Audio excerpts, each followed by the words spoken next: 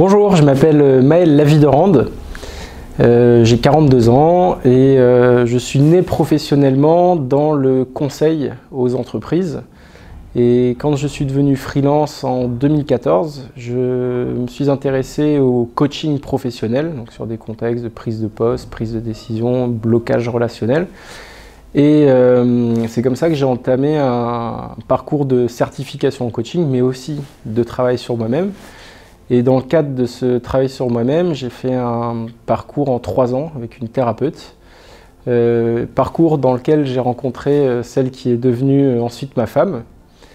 Et ma femme étant chef de projet dans une assurance, elle a souhaité devenir thérapeute. Et pour ça, elle a décidé de se former à l'IFHE. Et elle savait même avant de finir le praticien et le technicien, non c'est technicien et praticien, qu'elle se dirigerait dans la voie de l'hypnose humaniste. Et elle a récupéré le PDF sur le site, etc. Elle a commandé quelques livres d'Olivier et Patricia. Et du coup, j'ai regardé la brochure, et puis parce qu'elle m'a demandé mon avis, ce que j'en pensais, parce qu'elle était partie pour faire tout en un an.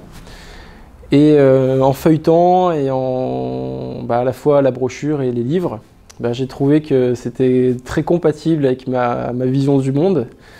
Et je me suis dit pourquoi pas le faire avec elle. Et donc du coup on s'est lancé dans le parcours sur un an. Et pour moi, ça a été l'opportunité de plein de choses. Déjà de continuer un travail sur moi, mais aussi d'acquérir des nouvelles techniques, donc hypnose ericksonienne pendant le cursus de technicien et praticien. Donc ça donne quand même une bonne vision du sujet. Et ce que j'ai beaucoup apprécié dans la voie de l'hypnose humaniste, c'est qu'il y a beaucoup d'outils et de protocoles qui sont utilisables dans un cadre de coaching professionnel sans pour autant faire de la thérapie sauvage, parce que c'est un peu la mode dans le monde du coaching qui est aussi appelée thérapie du mieux-être, justement de ne pas faire de la thérapie, de la psychothérapie dite sauvage.